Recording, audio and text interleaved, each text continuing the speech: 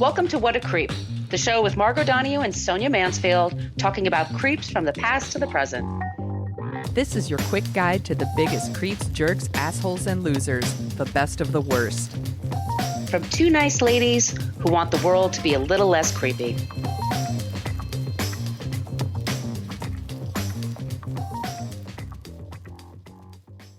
Welcome back to What a Creep. This is Margot Donahue, and my cohort in creepitude, as always, is the amazing Sonia Mansfield. Hey, Sonia.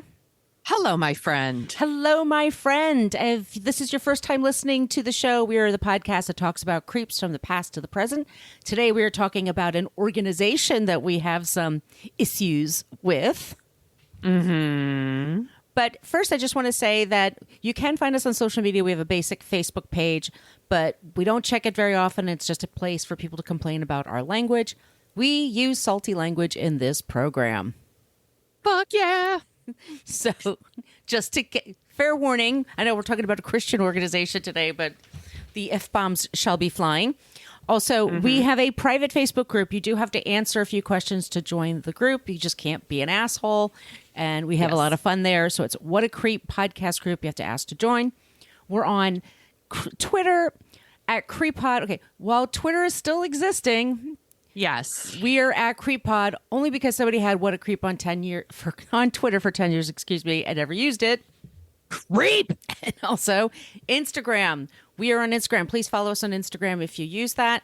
Our email, it's a basic old-timey email, is whatacreeppodcast@gmail.com. If you would like, comments, suggestions for creeps and non-creeps, or if you would like some stickers, we will pop them in the mail for you. So reach out to us, please, at our email there. And Sonia, do you want to talk about our website real quick? Yes, you can go to whatacreeppodcast.com, and it's everything you ever wanted. Everything. Oh my God. You ever wanted to know about the podcast, but were afraid to ask. It has links to all of our past episodes, and in those links are links to our sources too. There's links and links and links.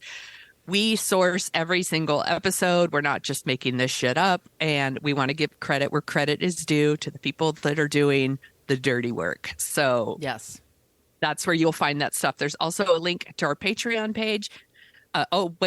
Before that, there's a link to our merch shop. Please. You can get you can, it's not too late for holiday stuff. T-shirts and face masks and all kinds of fun stuff. I was asked this week a few times where people could get merch, and I was like, the merch shop, here's the link. So do that. There's also a link to our Patreon page, and Margot's going to tell you more about that in 1 second. I just want to mention to the people on the Patreon page, I have designed our holiday card. It is ready. I'm giving you till December 10th to give me your address so that you can get a holiday card. So when you're in your Patreon, midnight, my time in San Francisco.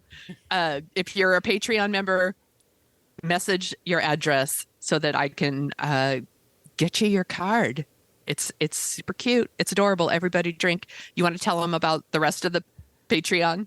Yes, I do. So that is a place where we have our first 6 seasons, and six whole seasons, y'all. And I've double, triple checked. They are only on the Patreon wall.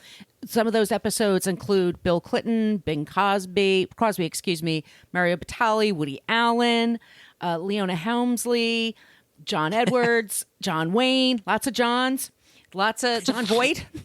I'm not kidding you.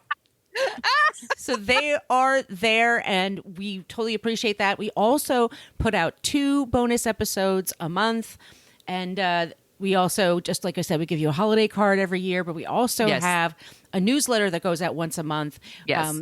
Instead, we're doing the card this month, but in January, you're getting the card this month. Yes. But in January, and Sonia writes the newsletter. She does a great job with that. People really enjoy it. So those are, that's a place you can go if you want to help out the show a bit more. But here's the thing. We understand if money's tight, if that's just not possible right now, we totally are cool with it. All we ask is maybe if you could just leave us a review wherever you get your podcasts, that would be amazing. Spotify, Good Pods, where it is, but especially in iTunes, if you could leave us a positive review, that would be amazing. I'd like to give a shout out to Ms. Resinhead from Australia. Okay. And she came across our podcast by chance, and now she's listened to every episode. And she thinks well-researched, interesting content, well-presented, and also funny. Thank you so much, Ms. Resinhead. Thank you. Yeah, Max is super excited in the background. He is. He's so excited. That's awesome. Yes, it helps us find our people. Exactly. You know, it gives iTunes, if you get a lot of reviews, iTunes are like, oh, maybe you'll like this if you like that. And it helps us do that. So, you know, but if you're just busy, we get it. Ask for a sticker or just sit back and enjoy the show. Yeah. Yeah. By the way, those stickers work because I was in the office this week and I have a sticker on my laptop. And multiple people saw the sticker and was like, where did you get that sticker and what is it for? And I was like, funny you should ask. Little self-promotion at work. So fucking A. They work. Yes. Stickers work. Let me tell you all about sticker marketing. No, I'm kidding. We're not going to do that. Are we ready? I think we're ready. So this is what thing that happens. One of us comes up with a creep and then the other one is challenged to come up with a non-creep. Sometimes that person's in the same industry. Sometimes that person is just from the hometown as that creepy person. We just, you know, like you said. Yeah. And we do have a hard time sometimes coming up with our non-creep because some creeps are just so fucking creepy and in a creepy profession. Yes. That's why we always are encouraging y'all to please send us your suggestions in the Facebook group or on social media. But anyway, Sonia. Yes. Enough of my yakking. Let's boogie. I don't know if we really want to boogie here, but we're going to do a creepy organization this time. And so we're going to talk about the Salvation Army. Let's trigger warnings, homophobia, transphobia, and sex abuse. I was not prepared for that sex abuse. I'm just going to throw that out there. So sources for this episode, CharityWatch, CNN, Forbes, The Guardian, Huffington Post, The New York Times, the NL Times, that's the Netherlands news organization, but it's in English, the Salvation Army website, Sydney Morning Herald, Time Magazine, Think Progress, few more y'all, Vox, USA Today, Holy Brittanica, and Wikipedia. Always Wikipedia. So, 'tis the season for giving. And one of the organizations that encourages the most is the Salvation Army. Their army of folks are stationed outside stores all over the world. They're ringing their bells with their little red buckets or kettles, depending on where you live and what terminology you like to use. And they're asking for donations.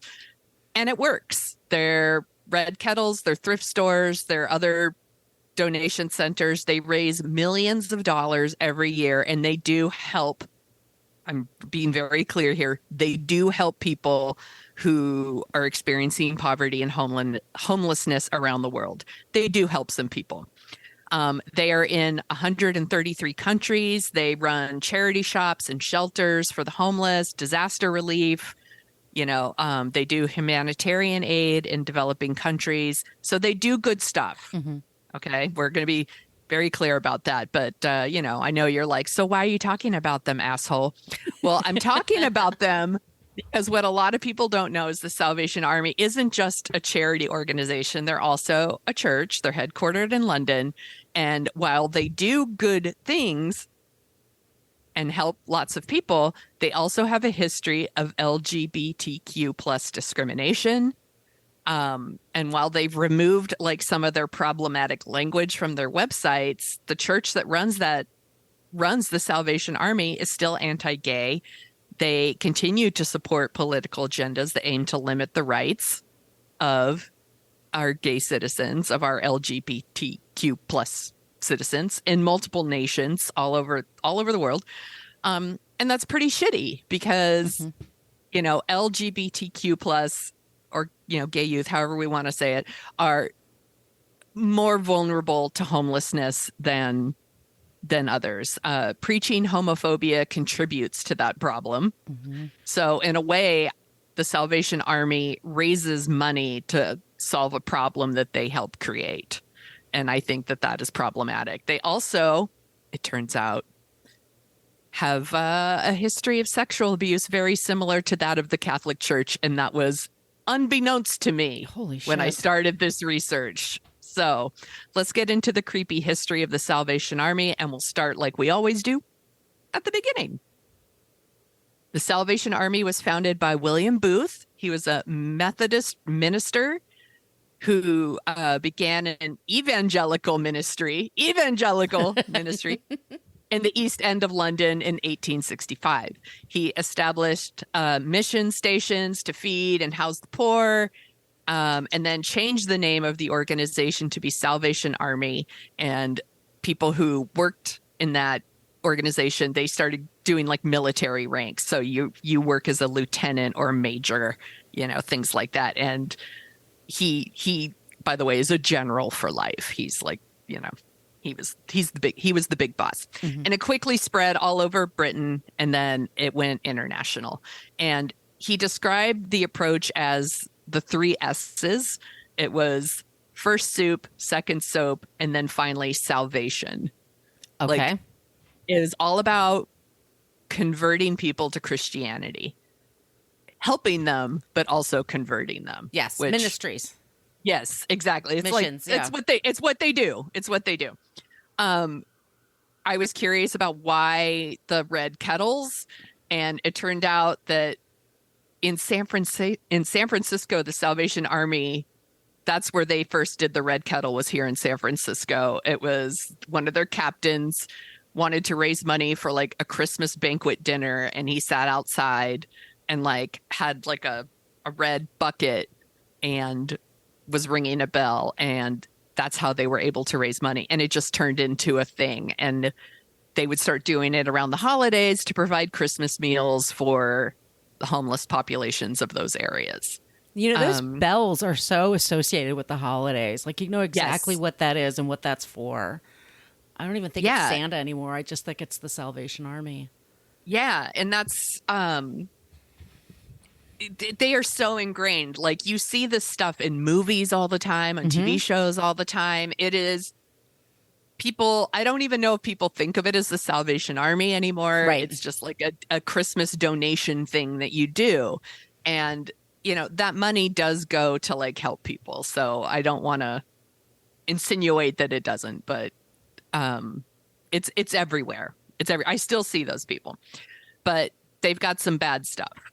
So I'm going to start with this because this was all news to me. I'd never heard any of this stuff. So from the 1940s to the 80s, the Salvation Army in Australia, they ran like 55 homes all across their country, and they sheltered like 30,000 children in those homes.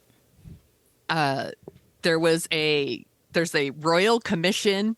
This is a long title. Royal Commission into the Institutional Responses to Child Sexual Abuse. Oh, that's wow. a long ass commission name. But in 2014, they started hearing a lot of stories. So they did this big commission. And what they found out was that there was widespread sexual abuse in these homes. Oh, fuck. It often went unreported because the victims didn't think people would believe them. And then when they did report it, like, nothing happened. Like, they didn't do anything. Mm-hmm. Sounds familiar. So 13 former residents spoke with this commission, and they just shared these really fucked up stories of abuse. And if it's only 13 being public, there's more. So, they tell these stories of like, one guy said he was abused like over 200 times. Another person described it as a hellhole where they were afraid to go to bed, that boys would be taken to bathrooms to be abused. That Salvation Army in Australia ended up paying out private settlements to over 400 people. Holy shit. Totaling almost $16 million. Wow. Holy shit. Yeah. Oh my God. And it could have been more, because the commission found out that they got out of paying some people under like technical defenses, things like statutes of limitations and, things like that, to determine the size of the liability. So it's pretty fucked up. And this happens. Then it starts coming out more and more. So like, there's this Australian woman in 2017 said that she got a settlement from the Salvation Army because she was repeatedly raped from the age of 3 to her early teens. Oh my In 2018, three more victims came out. They said they were sexually abused in the organization, and this was in the Netherlands. They said that multiple representatives knew about the abuse and didn't do anything about it. In fact, the officers were then transferred to other churches, which is something they do in the Catholic Church, and it's fucked up. And then since then, like, it's just coming out. It's like more and more. There's like a woman in Blackpool, England, who was raped by 4 men in the Salvation Army in 1999, and they were just recently found guilty. Another senior officer like molested a girl in Melbourne, Australia, and he still remains in the Salvation Army. Oh, Jesus Christ. Yeah. This is fucked up shit. And like, it's just now like starting to come out, and more of these. I honestly think we're going to be hearing more of these stories. And I'm like, I'm going to have to pay more attention. I didn't know any of this. So this was all news to me. It happened here in New York, or here, like I'm in New York, but you're in New York. It's happened where you are in New York too. A man recently accused former staff of sexually assaulting him when he was 16 years old. He was homeless at the time. Jesus Christ. Another woman in New York also spoke up, and she's pointed out the cover-ups. So there's all kinds of investigations happening. So this story is actually more ongoing than I thought. Because where I thought this story was going, well, I'll save that for the end. Okay. So let's get into the organization's history of like homophobia and transphobia. So this is a pretty detailed list. So in 1986, the Salvation Army of New Zealand, once again, they're all over the world, collected signatures against the Homosexual Law Reform Act. And I was like, what the fuck is that? So there was a law in New Zealand that made it illegal for gay men to have sex. Like, we have these laws, by the way. We do. But in this country too. In certain like, parts, it's ridiculous. And they're not really enforced. And every once in a while, somebody brings it up and they try to enforce it. Is bananas. It happens all the time. It's how they did all those raids of like gay bars. You're wondering why, and that was the reason they could do it. Like, oh well, they're having sex, so that's why we're raiding this place. Yeah, to scare people. Yeah. So New Zealand was getting ready to repeal that law, and the Salvation Army used their influence to collect signatures to come out against like repealing that law. It didn't work. They repealed the law. In 1998, the Salvation Army here in the United States actually turned down contracts with the city of San Francisco instead of giving benefits to domestic partners.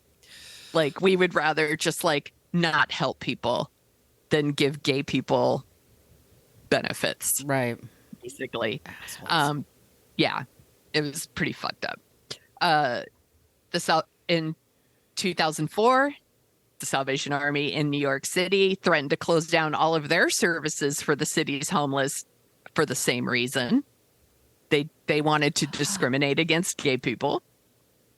Yeah, this was their thing. And they did a whole thing where they like petitioned George Bush to like make exemptions for them, to make it okay for them to discriminate. Like, they did it in Scotland. There was another one like where Scotland was trying to pass a law that would basically acknowledge that gay families exist, that like all families aren't just moms and dads and kids. And they submitted a big letter, like with all kinds of signatures opposing that. Like, we have to pretend that gay people don't exist. They've never retracted or apologized in Scotland, by the way. In 2001, they tried to make a deal with the Bush administration. They wanted to be exempt from local ordinances for anti-gay discrimination.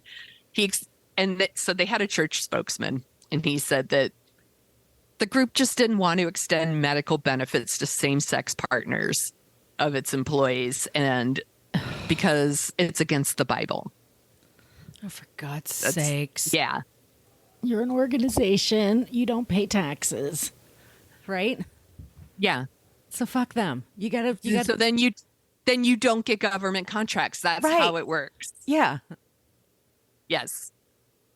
So then in 2011, there was a man who was two homeless men, a couple, denied going into the shelter. They're both homeless. They need help. They want to go in the shelter. And the people there were like, you can't come in here unless you break up. Oh, Jesus. Oh, my God. They said that, they wouldn't let them in and they had to sleep on the street. Like Jesus would want them to, right? Right. Exactly. Assholes. You know, and then the New York Times was like, what the fuck? You know, so they like go out and talk to the Salvation Army and they were just like, well, it's against God's teaching, but what are you going to do? Yeah. You know, it's Pray the gay away. exactly. Yeah. They do have a whole thing about it's a choice. You're choosing to be gay and you should just not be gay. Have you tried not being gay? Just not be yourself. Yeah, then we'll help you. Stop thinking about dick. Yeah. so fucked up. So stupid. Yeah. So in 2012, the Salvation Army that was in Vermont actually fired one of their employees when they discovered that she was bisexual. That's discrimination. And they, you know, their spokesperson came out and said a relationship is between same-sex individuals is a personal choice that the people have a right to make. And we have, you know, but from a church viewpoint, that's against the will of God. Let God handle it. Yeah. You know what I mean? Like, just, yeah. Yeah. So then later that same year, and this is in Australia, one of these Salvation Army officials told reporters that homosexuals should be put to death. Oh, for God's sake. So that's the extreme, right? So this happens and people are obviously outraged because what the fuck? Like, it's so fucked up. There's a slight shift in the rhetoric coming out of the Salvation Army at that point. Because previous to this, you could just go to their website and it's like, you know, being gay is a choice. And there were like all kinds of links to like anti-gay conversion therapies and things like that. And that's what they would promote. That was their thing. So after that, they're like, maybe we don't do that. So they remove all the links from their website promoting gay conversion therapy. They removed the section on the website that was actually called sexual addictions. And that's where it would talk about gay and lesbian, like bisexual stuff. It was all under sexual addictions. And then they put up some language that's like the Salvation Army does not consider homosexual orientation as a sin. You know, we'll serve anyone who comes to our doors without discrimination. But their actions tell you something different. Right. Like there's the director of education and training at GLAAD, which is a very prominent like gay lesbian organization, said that they would advertise that they want to help that they're down to help gay people basically.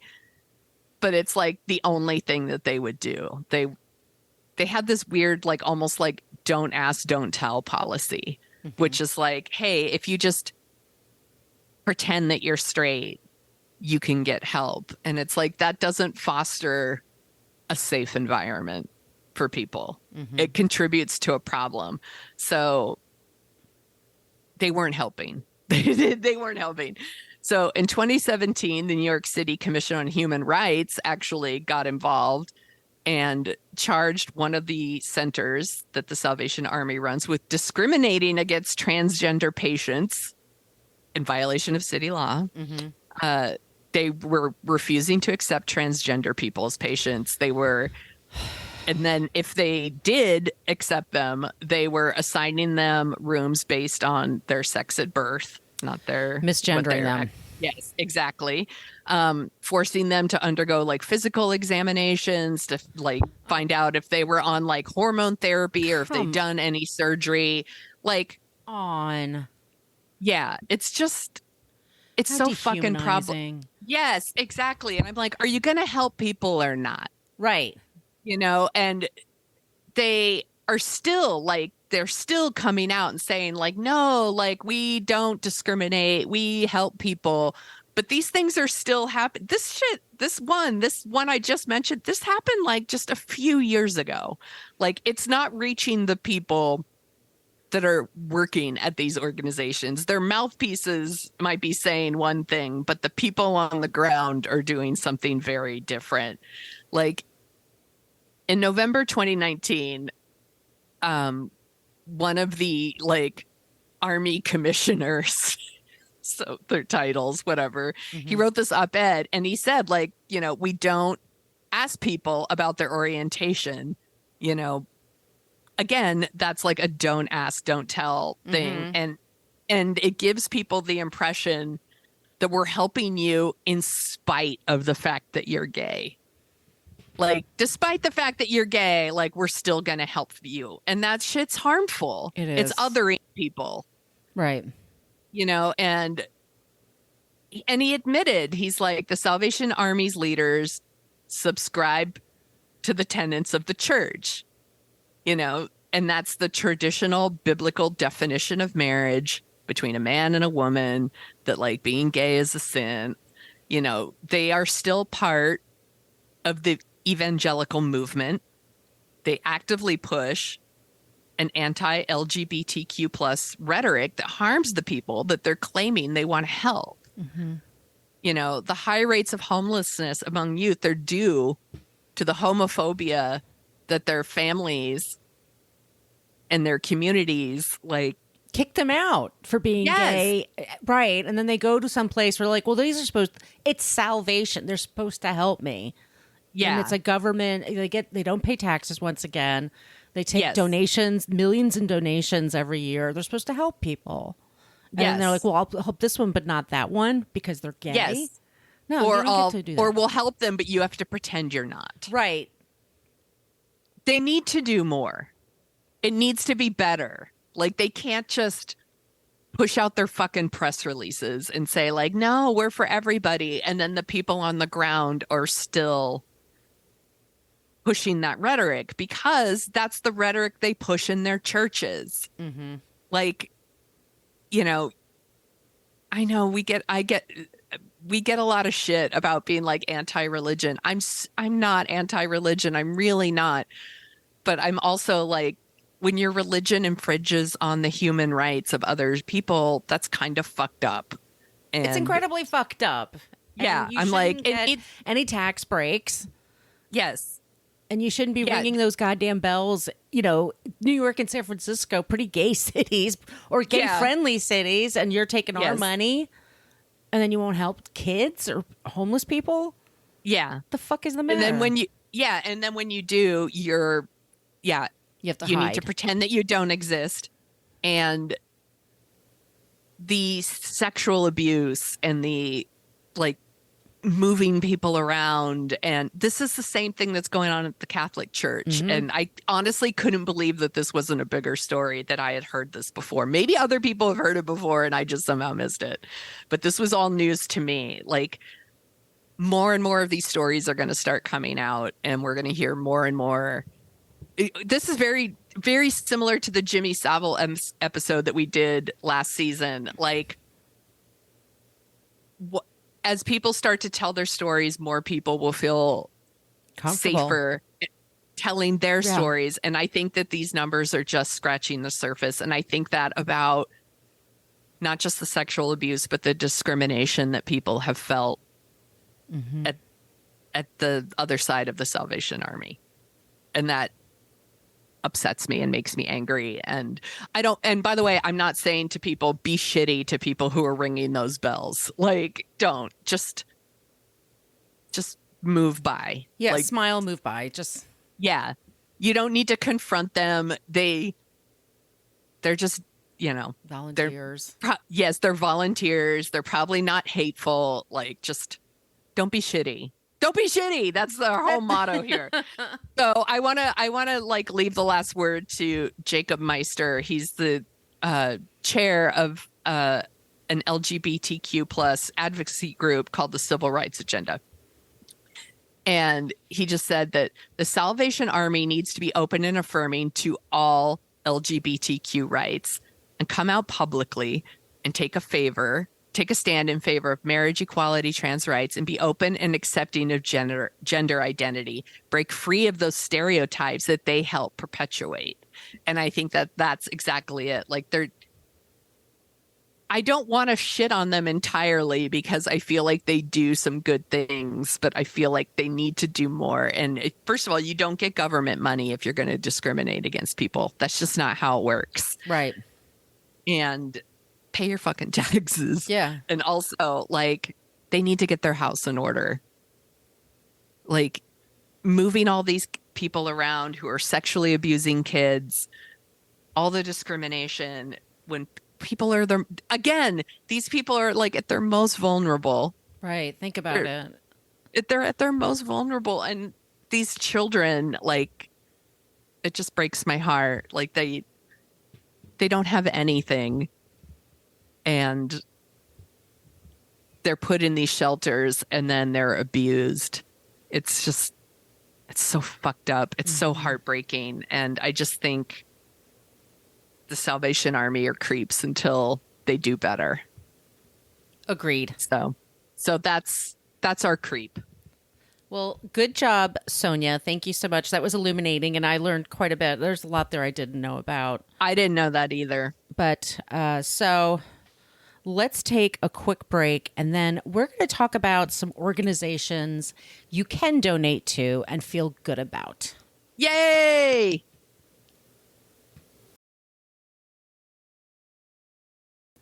All right, Sonia, are you ready for some non-creepy charities?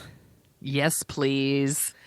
There are charity navigators that are out there, and they basically check the efficacy of charities. And so what you want to think about when you're giving money to a charity is like, how much do they spend on overhead? How much do they spend on special events?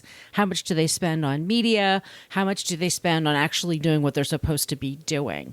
You know, there's one thing to raise awareness, and then there's something else when you're donating money to research. There's something else when you're donating to building a house, versus getting a loan for somebody to get a house. So there's just, you want to be careful. A lot of these, I used to be a cyclist, and I would do tons of these rides, century rides and stuff like that. And you raise money for charities. But like, I remember having a conversation once with somebody, and we were going back. It was a 100-mile ride on Long Island, and we're just talking. And he's like, he says, I swear to, I looked this up. I think they only spend like 10% on what they're supposed to be doing. Like, they spend all this money on all the tents and all the things and so I was like, wow, it just never occurred to me. So this is a good opportunity if you're really concerned about where your money goes. So I'm picking just a few charities here, but there's obviously there's some good ones, but just definitely do your research. Yes. And Direct Relief is in the works in the U.S. and internationally. They work to expand medicine and healthcare by equipping doctors and nurses with life-saving medical resources. That's directrelief.org.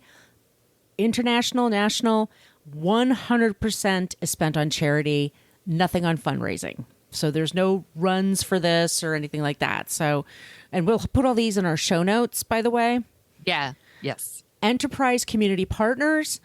They have the breadth and scale of expertise to help support community development with organizations on the ground. There is a massive shortage of affordable rental homes in America. Oh my gosh, yes. Especially in our big cities. We hear about this from our friends in LA, all over, that there's all kinds of development going on, but it's for 2-3 bedroom condos. There's very little development going on in these places for studio apartments, for 1-bedroom apartments, affordable places for people to stay. I get it. San Francisco's filled with millionaires and billionaires. They laugh. They make fun of the millionaires for just being millionaires when you're a billionaire. And I get it. You want to enjoy the riches and shit like that. But look, somebody has to teach your kids. Somebody has to work at the grocery store where you go shopping. If it's going to take them an hour to get there, they can't afford it. Yes, this is a huge problem in San Francisco. Yeah. And I know it's a huge problem in other big cities too, that we can't keep teachers, right? Keep police, we can't keep firemen, because a lot of firefighters, because they can't afford to live here. Yeah. I knew somebody, he and his wife ran a burger stand kind of place in Malibu. And he really thought he was going to get college kids, but it's like nobody can afford to live in Malibu except the really wealthy. And he said, we tried to get people to come in and they wanted to do this. Like, this was a fun job and they liked it and all that, but just it didn't make sense. Like, even just the bus fare was too much. So Enterprise Community Partners, they work on investment capital, they work with local government, and they manage the community themselves. They've been doing this for over 40 years. It's solutions, capital, and community development under one roof. Once again, it's the only nonprofit that does this. That's awesome. That's a great one. Which is a really good one. There's MAP International, MAP. It is an international Christian organization that provides health and supplies to need around the world. But they make it very clear it is regardless of race, gender, nationality, or ethnic background. So you need help. They're not going to say, oh, we only will help the Christians and we'll only help. Okay. They do this all over the world. There's no questions there. That's all they do. And I want to recommend also the Rotary. This is in honor of my parents, Joe and Rose Donahue. They were both Rotarians. They are a global network, and they truly they're very hyper local. They really do work with their communities around the world to make just easy solutions. My dad and mom ran a thing in Reno. My parents lived near Reno, Nevada, and they went to the local elementary schools, and it was called Dictionary Day. And they bought dictionaries, and this is for kids, I think, in the first grade or second grade. And they would walk to the classrooms, and they'd give these dictionaries to the kids and said, you can write your name in the book because this is your book. And a lot of kids did not have books, did not have anything just given to them. It was like such a big deal, but it's a part of getting kids to like reading and to learn. And it's, and they do things like this for all over the country, just very local. So look up your Rotary. That's a good one. Yeah. It's, I mean, it changed my parents' life. They were really, really passionate about it. And the last one I'm going to recommend, because we use it all the time, it's Wikimedia. And that's a community. It makes, people used to you either went to the library and looked at encyclopedias and you had to wait your turn. Now that you can go online and have that kind of information for free is incredible. Yeah. And they really work super hard. Trust me, they work very hard on making sure the information is accurate. I have friends that, I've tried to post things in Wikipedia, and it's very hard to get like a new thing put in there, a new person or whatever. They are really critical of sources. They're which is a good thing. Yes, as they should be. Yeah. And so these are available. They're there for internationally. It's for around the world. And you can donate like $2 a month if you use Wikipedia at all, because I know I use it all the time. I donate more than that. But it just goes to help with that infrastructure, so you don't have to keep it free. And so that's something you could give somebody for Christmas or Hanukkah or whatever, just something that's a great idea. Yeah. So those are my suggestions. Let us know what yours are, the charities that you like. Please, that's a great idea. Share them in your group. Share them in the group. Yeah. Maybe. Everybody. That's a great idea. Okay, so that's the episode this week. Thank you all so much for listening. And if you like the sound of our voices, and by golly, why wouldn't you? when we're delightful. We're a goddamn delight. Sonia, we co-host a show called Dorking Out. We do? We do. We recently covered Hereditary. This is a little family drama called Hereditary. With Jennifer Ward from Mental Floss, and that was so much fun. She was a so hoot. fun. Yes. What are we going to be covering this week? I think it's a little more December appropriate. Yes, we are going to be talking about The Holiday, starring Cameron Diaz and Kate Winslet, Jack Black, and Jude Law. And that should come out, Sunday? Sunday-ish. It should be a really good, very festive. I've never seen it.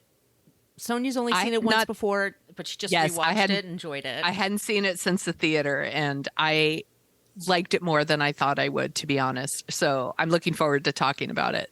That's going to be our next episode. Next week, we'll have a new creep. I think it's my turn. I think it's going to be a journalist, but I'm still...